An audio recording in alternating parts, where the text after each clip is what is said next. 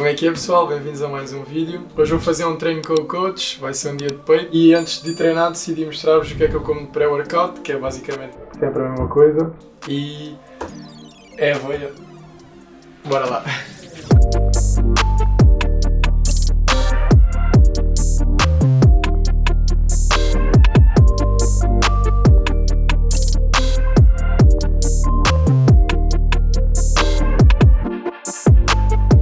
Agora que eu já fiz a minha aveia, depois eu vou usar o resto da banana que eu fiz. Eu faço também tipo um shake de proteína com creatina e leite outra vez.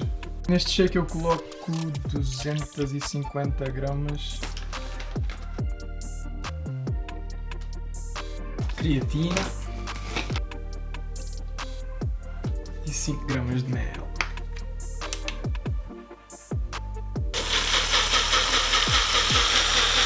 A outra metade da banana já cortei, já pus na taça e depois eu uso esta manteiga de amendoim que é tipo em termos de sabor é excelente, da I'mNet.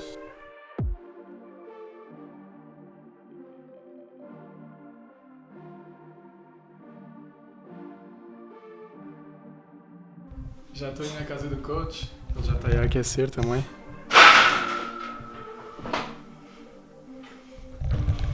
Yeah. Já vos mostro como é que vai ser o meu primeiro set de bench.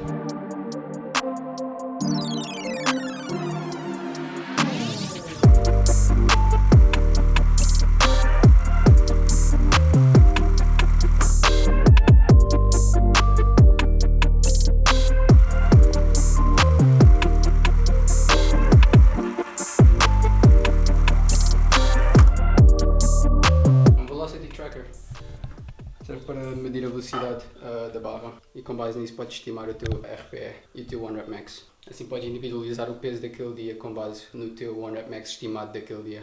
Very nice, very nice. Então nós fizemos 4 séries de bench cada um, parámos agora a treinar porque eu também estou um bocado short no tempo, tenho que fazer as malas que vou para a Suíça amanhã de manhã e também planei gravar um vídeo lá. Tenho um Q&A que fiz ao meu coach, que usei num projeto da minha escola. E esse projeto consistia em fazer um plano de treino para 3 níveis, ou seja, iniciado, intermédio e avançado. E vamos começar esse Q&A. A primeira pergunta, qual era o volume que sugerias a alguém que estivesse a começar agora no ginásio? Bem, quando estás agora a começar é um bocado difícil de perceber qual é que é o volume que seria mesmo ideal para ti, portanto é útil utilizarmos a evidência científica e artigos para fundamentar ou para chegar a um valor inicial. Com base numa meta-análise, que podes meter como referência depois no vídeo, sabemos que pelo menos 10 sets seria melhor do que menos de 10 sets para gerar hipertrofia significativa e provavelmente alguns entre 10 a 20 sets seria o ideal, mais de 20 sets poderá gerar demasiada fadiga e depois não serás capaz de recuperar para os treinos no futuro. Portanto, a minha recomendação inicial seriam 10 sets por grupo muscular. Isto supõe que estão a fazer pelo menos 2 minutos e meio a 5 de descanso entre os exercícios compostos. Se forem exercícios isolados, pelo menos um minuto e meio de descanso. Não é que não seja possível gerar a mesma hipertrofia com menos intervalo de descanso, no entanto é preciso compensar em termos de volume e nesse caso já não temos evidência tão boa para chegar a um valor. Qual é que seria o ideal? Ok. Portanto, poderias ter a mesma hipertrofia com um intervalo de descanso menor, mas terias que fazer mais volume. No entanto, quanto mais é difícil de perceber, possivelmente terias que igualar em volume load, o que é um bocado complicado de fazer durante um treino. Primeira está feita. Alright. Isto é uma máquina. A segunda é: qual é o volume necessário para manter a força adquirida? O que é que tens a dizer para estes jovens que começaram agora e já adquiriram alguma força no seu primeiro mês ao ciclo? Como é que eles mantêm? Não sei. Não, mas é importante perceber, e isto aplica-se também à pergunta anterior, que quando estamos a olhar para artigos científicos, que vamos obter valores médios e médias de grupo e que há variação entre os indivíduos. Isso implica que lá porque funciona em média não quer dizer que vai funcionar para ti. Portanto, se o valor que eu for buscar agora como referência é um artigo, pode ser um bom ponto de partida, mas é útil individualizar ao longo do tempo com base nos dados que tu vais escolhendo dos treinos. Portanto, uma boa recomendação será sempre registar os treinos e ver a progressão para percebermos se realmente estamos a progredir ou não e o que ajustes é que temos que fazer, e aí podemos perceber qual é que é o volume mínimo que é necessário. É preciso também distinguir que quando estás a falar de volume aqui estamos a falar de sets por grupo muscular. Exatamente. A razão de fazermos isso é porque as recomendações de volume se baseiam, com base nas meta-análises, têm por base os sets por grupo muscular, porque tendem a ser um bom indicador de hipertrofia. Aparenta ter uma dose-response relationship, portanto com mais volume tende a ter mais hipertrofia até um certo valor, tende a ser uma U-curve. Okay. Portanto é um U porque eventualmente se faz demasiado volume também a performance começa a piorar, porque começa já a acumular demasiada fadiga. Mas pronto, como ponto de partida, eu diria que com base numa meta-análise, esta também podes meter como referência no vídeo, de 2020. Eu não sei pronunciar o nome dos autores, não vale a pena. Dá para pesquisar aí, rapaz. Com base nessa meta-análise é preciso perceber que também foi feito em powerlifters. E com os main lifts, os main powerlifts, portanto estamos a falar de squat, deadlift e bench. O que quer dizer que estamos a falar de exercícios free weights, portanto não implica que este número se vá aplicar a exercícios isolados ou a exercícios compostos, mas em princípio tudo bem. Com base nesta meta-análise verificaram que conseguirias manter a força ou ter um aumento de força durante pelo menos 6 a 12 semanas com este volume, o volume sendo 1 a 3 sets de uma repetição, um RPE de 9 a 9.5 por cada powerlift. Portanto, este valor é um bom ponto de partida, mas tal como disse, será sempre importante individualizar, mas é importante perceber que isto vai depender do teu nível de experiência, vai depender do exercício em particular. Aqui estamos a falar de free weights, portanto se calhar não irás precisar do mesmo volume se estivesses a querer manter a força num exercício de máquina, porque quando estamos a falar de um exercício de free weights tem mais componentes envolvidos, como a skill. O grupo muscular também pode variar, podes acabar por perceber que para um certo grupo muscular tu precisas de mais volume para manter a força ou para ganhar o mínimo possível de força. Portanto, esse é o valor e seria necessário individualizar eventualmente. Já sabe. Vamos agora para a terceira pergunta. Se algum cliente fosse falar contigo e ele fosse extremamente sedentário, como é que implementarias cardio para essa pessoa? Que métodos é que utilizarias? E pronto, fala-nos um bocadinho sobre isso. Quando tu fizeste essa pergunta, não tinha bem como responder, porque depende dos objetivos da pessoa. Se a pessoa quer aumentar a massa muscular, se o objetivo da pessoa é aumentar a massa muscular, a primeira coisa que ela deve fazer provavelmente é simplesmente fazer treino de resistência. Isso por si já é um aumento da atividade diária e eventualmente podem no futuro, se quiserem aumentar resistência cardiovascular, podem no futuro adicionar cardio. Para adicionarem cardio podem começar com simplesmente aumentar os passos diários, para saberem quantos passos é que estão a fazer agora, podem simplesmente usar uma aplicação no telefone. Se for no iPhone, o Apple Health conta passos, podem simplesmente lá ver a média. Se for um Android, tem o Google Fit.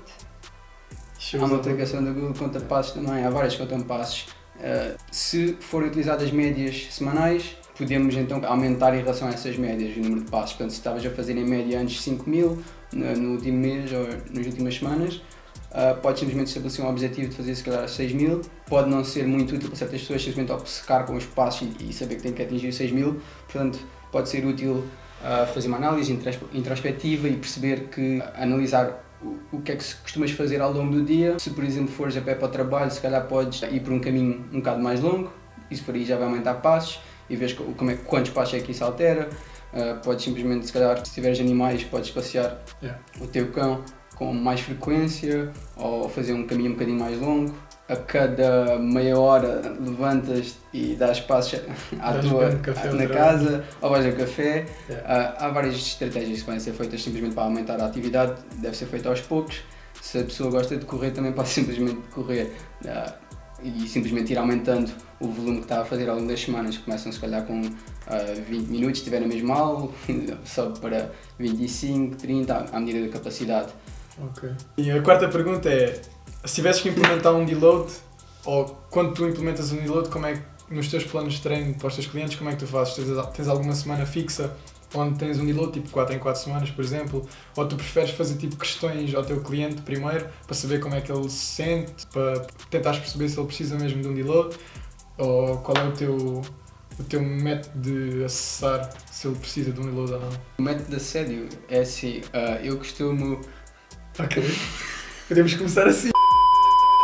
Dá-lhe? Não sei, eu não costumo fazer deloads. Mas os teus clientes, quando eles... Também não fazem, não tenho clientes. Ok. Eu sou uma farsa. Rapazes, se quiserem este coach, Não. não há deloads, é um mesociclo inteiro sempre a bombar, sempre a subir o peso. Mesociclo, é o único mesociclo, é sempre a bombar. E é sempre não há deload. Sempre RP 10, sempre à fase. Fuck it. Nem é 10, tu tens que se tu focar com a barra aqui. Oh, hell no! Portanto, há várias maneiras de implementar deloads. Não há propriamente um grande consenso, mas posso explicar em 2 métodos, até há um terceiro que é um híbrido. Temos um primeiro método, seria um método reativo. No método reativo, tu implementas um deload quando sentes que é necessário, portanto, quando sentes a fadiga a acumular. Isto pode ser através dos teus dados durante o treino, que tens registado ao longo do mesociclo, se a performance já não está igual, se tu sentes fadiga, no que toca se tu sentires que estás com fadiga, é aí que são úteis os questionários para ver não só a fadiga mental, mas como é que estás em termos de soreness, stress, sleep. Isto tudo pode ter alguma influência e pode indicar que, além de teres que, se for no caso de sleep e stress, esses são os problemas que temos que endereçar, mas também pode ser útil implementar deloads. Também pode ser útil implementar um deload em situações em que tu sabes que não vais conseguir treinar muito bem. Se tu sabes que vais de férias, durante uma semana se calhar é bom fazer schedule do deload para essa semana, porque um deload basta fazer entre 0 a 50% do volume, nesse caso poderia ser simplesmente quase zero. Ou em momentos de stress, se tiverem exames, se precisarem de estudar, ou se não conseguirem treinar durante uma semana de exames, também pode ser útil usar um deload dessa maneira. E temos também uma estratégia, um método que é proativo. Portanto, no método proativo, o deload é implementado de N em N semanas, tipicamente 4 a 8, 4 a 9, isto varia. Não há uma regra geral, isto tem que ser individualizado, isto depende da experiência da pessoa também. E de outros fatores externos. No que toca na experiência da pessoa, se formos um beginner e começaste agora entraste agora no ginásio, se calhar nos primeiros 6 meses até nem sequer podes nem precisar mesmo de um deload, mas eventualmente vais começar a precisar e com mais frequência. Portanto, quanto mais experiente és, poderia ser de esperar até que tivesse deloads a cada 4 semanas e é comum ver em atletas elite. Esta approach é útil no sentido que o objetivo é nunca chegares a um estado de fadiga em que tu precises do deload. Por isso é que é proativo, é para evitar que sequer chegues lá. Este é o principal argumento a favor desta estratégia. O que costumo fazer tipicamente é o híbrido, em que além de teres uma estratégia proativa de N em N semanas, que eu individualizo para aquela pessoa, com base no feedback da pessoa também, com base nos treinos. Portanto, se calhar posso acabar por perceber que tu, ao fim de 6 semanas, estás a precisar de um deload, mas está só agendado para a 6ª semana. Então eu faço um deload reativo, faço o deload agora e da próxima vez já sei que, ou na próxima, ou se isto se verificar que é algo consistente, que estás sempre a ficar a necessitar de um deload ao fim de 6 semanas, pode ser indicativo de que será melhor fazer proativamente a cada 6 semanas, por exemplo. Portanto, este é o híbrido. Se nós verificarmos que tu precisas de um deload antes, nós fazemos o deload antes e com base nas vezes anteriores que fizeste isto, se estás constantemente a precisar de fazer um deload antes, se calhar mais vale simplesmente fazermos schedule proativamente do deload e reduzir o tamanho do mesociclo. E é basicamente isso. Alright. E a última pergunta, a 5ª pergunta é: num cliente que tenha atingido um platô, que métodos é que usaste para ultrapassar esse platô? E fala-nos um bocadinho sobre isso. Não, obrigado. Já sabem, se atingirem platôs com este coach, ele vai desistir de vocês. Don't contact him. Não. Bem, isto liga-se também um bocado à questão anterior. Com base nos dados todos que colhemos, seja subjetivo ou dados em concreto dos treinos, nós, como tu sabes, nós damos tracking de sleep, de stress, numa escala de 0 a 5, portanto é subjetivo. Poderíamos, por exemplo, para o sleep usar um relógio para para ter uma melhor noção, mas de qualquer forma é sempre útil saber como é que a pessoa se sente, e isto são tudo coisas que podem afetar a performance, obviamente. Portanto, se houver um problema deste lado, é importante resolver estes problemas primeiro. Também pode ser uma questão de nutrição, porque se essa pessoa está em déficit há imenso tempo, ou um déficit extremamente grande, é normal que se calhar haja algum platô. Estamos a falar de pessoas beginners e intermédias, há várias vezes um aumento de força, mas se for alguém avançado é menos provável, ou pelo menos não da mesma maneira, não vais ver um aumento tão grande, mas se fores beginner e estiveres constantemente em déficit também eventualmente não vais deixar de progredir, portanto seria tirar do déficit o objetivo nesse caso. Se tudo o resto estiver em ordem, poderá ser importante ver se será necessário um deload, com os métodos que falámos antes. Se o deload não funcionar para tirar do platô, poderá ser útil adicionar mais variedade ao plano, rodar alguns exercícios. Último recurso, podemos simplesmente aumentar o volume de treino, portanto o número de sets por grupo muscular, podemos aumentar, por exemplo, em 20%. Temos que ver qual é que foi o grupo que está em platô, portanto possivelmente não serão todos os grupos musculares, serão só alguns. É necessário olharmos para os dados e ver o que é que não está mesmo a progredir ao longo do mesociclo todo e ajustar o volume nesses grupos musculares, e em princípio deverá ser suficiente. E é isso. É isso. Ok, o vídeo é isto. Espero que tenham aprendido alguma coisa. Este homem é uma máquina, né? Ele é que me preparou para todas as competições que eu fui, até quando eu perdi peso, ele é que me ajudou em tudo. Se vocês precisarem de alguma ajuda, também está o Instagram dele aí em baixo e podem contactá-lo sempre. Obrigado por assistirem. Roubem o telefone das vossas avós, mães, pais, subscrevam o meu canal. Estou a tentar chegar aos 10 milhões de subscritores e vejo-vos no próximo vídeo. Quantos? 10 milhões. Já Oh, tenho.